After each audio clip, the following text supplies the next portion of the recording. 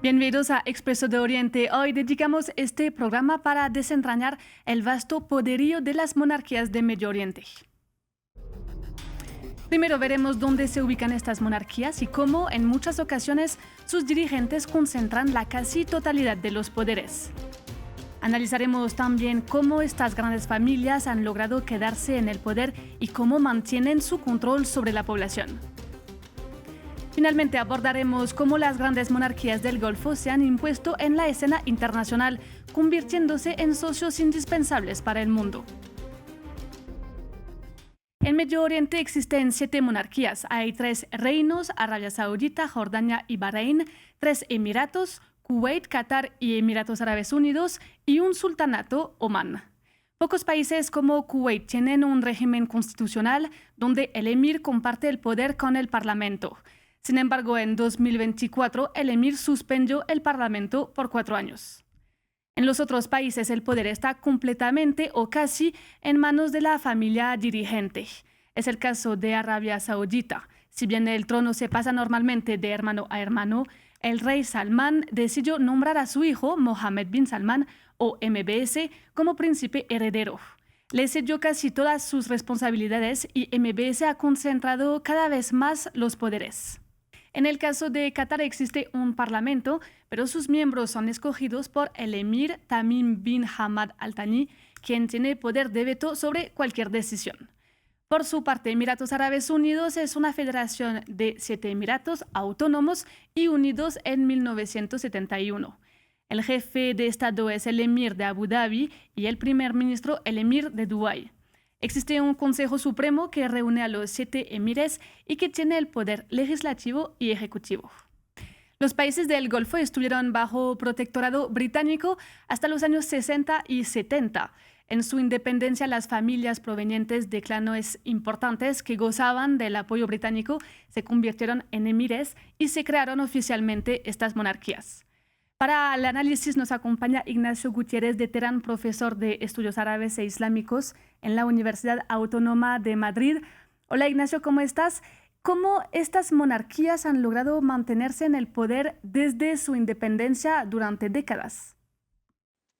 Estos gobiernos se han mantenido en el poder hasta el día de hoy gracias, entre otras cosas, precisamente a la estructura tribal de sus sociedades, en las que siempre hay una familia que recibía el apoyo y el reconocimiento del resto, y también por una serie de vicisitudes políticas que tienen mucho que ver con el modo de producción o con, para decirlo de una forma más directa, el descubrimiento de los hidrocarburos, que hace que estas familias se conviertan un tanto en los grandes administradores de esta gran riqueza.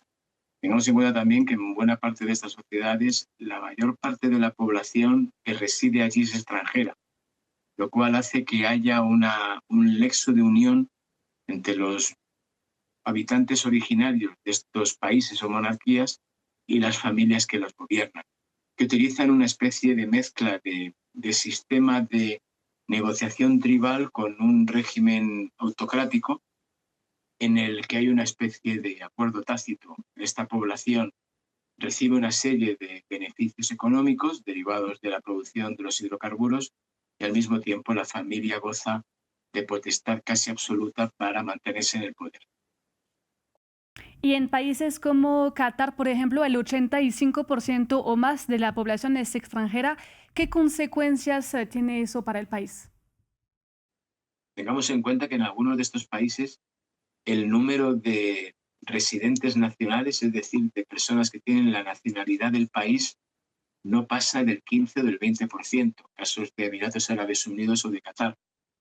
Y esto hace que haya una gran proximidad entre los habitantes naturales del país y sus familias gobernantes, puesto que de una forma u otra están en una situación de minoría frente a un gran número de población residente extranjera. Eso también ha permitido la cohesión y que haya una sensación de pertenencia a estas familias dirigentes que para muchos son el máximo garante de la unidad del país e incluso de la supervivencia de este. Y con la crisis climática y el agotamiento poco a poco de los hidrocarburos, ¿estos sistemas de gobernanza son a largo plazo viables? Bien, recordemos que todos estos sistemas monárquicos, desde Arabia Saudí hasta Kuwait, por ejemplo, han iniciado desde hace ya décadas incluso lo que se llama una agenda de diversificación económica. Suele llevar el nombre de 2030 o 2040. Y estas agendas pasan por reducir al máximo la dependencia de los hidrocarburos y utilizar una serie de energías alternativas. Por eso están trabajando mucho, por ejemplo, en la eólica y en la solar, por decir algunas. Esto es lo que está dando lugar a una reconversión económica de estas monarquías, que pasa también por el uso de las inversiones en el exterior, favorecido por sus ingentes recursos económicos y de divisa, y luego también por una especie de nuevo contrato con la población. Luego están fomentando una serie de industrias alternativas, entre las que también hay que destacar, por ejemplo, las finanzas, la conversión de sus territorios en lugares estratégicos como puntos de conexión en líneas aéreas y terrestres y marítimas. Estoy hablando, por ejemplo, de los hubs en que son convertidos algunos aeropuertos clave en la zona, y también la promoción de la industria del turismo. Las grandes monarquías del Golfo no solo son socios económicos importantes por sus enormes reservas de hidrocarburos, sino que también han buscado transformar su imagen en la escena internacional.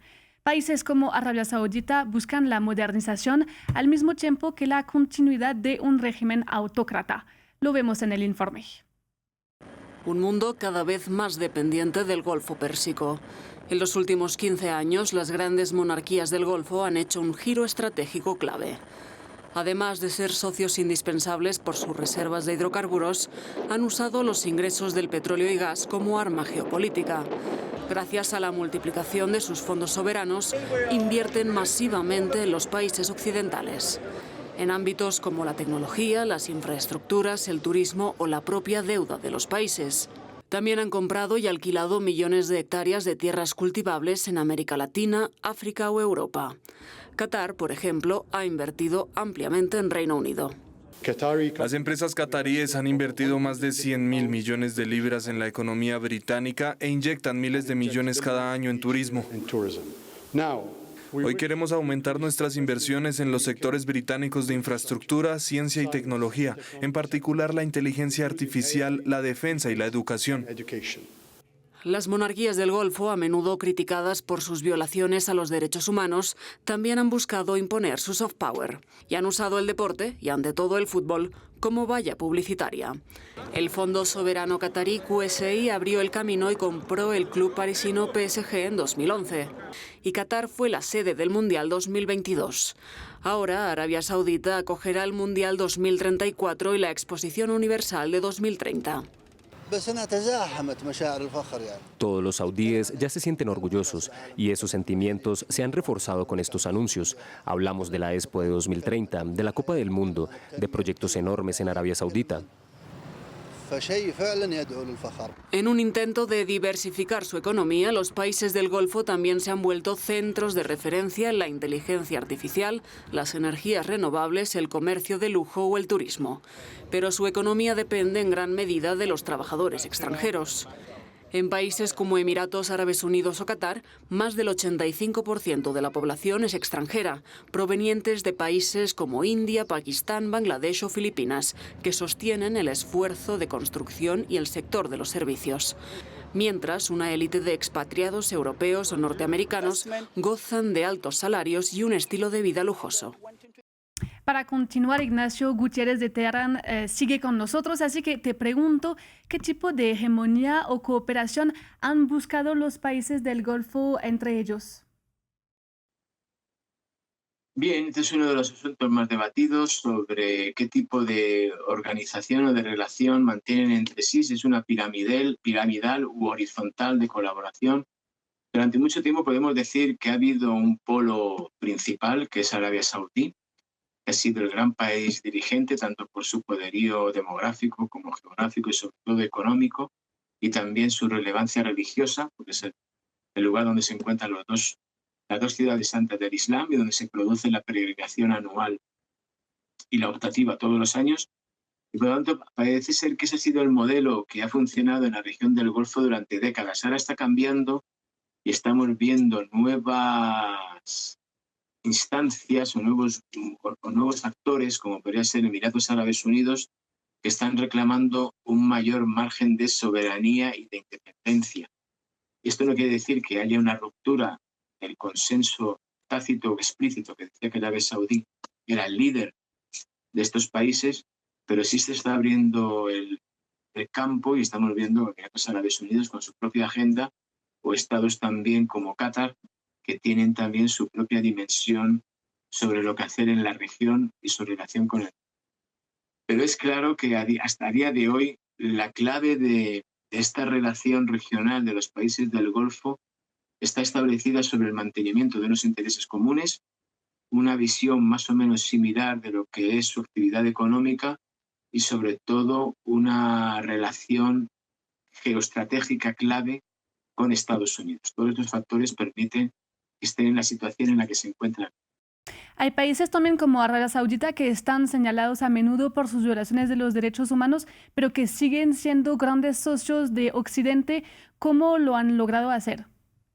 No demasiado. Ha sido una polémica recurrente. En determinados momentos en los medios de comunicación occidentales se ha hablado mucho de la cuestión de la mujer, de las ejecuciones, de la represión política, de las torturas en las cárceles, en fin, de una serie de medidas que no favorecen nunca la alternancia democrática ni la representatividad. Recordemos que en Arabia Saudí y otros países de la región están prohibidos los partidos políticos o los sindicatos. No hay ningún tipo de oposición al poder y esto, sin embargo, no ha despertado más que una serie de críticas, dependiendo de los momentos, pero nunca ha habido un corte de relaciones ni ha habido presiones verdaderas.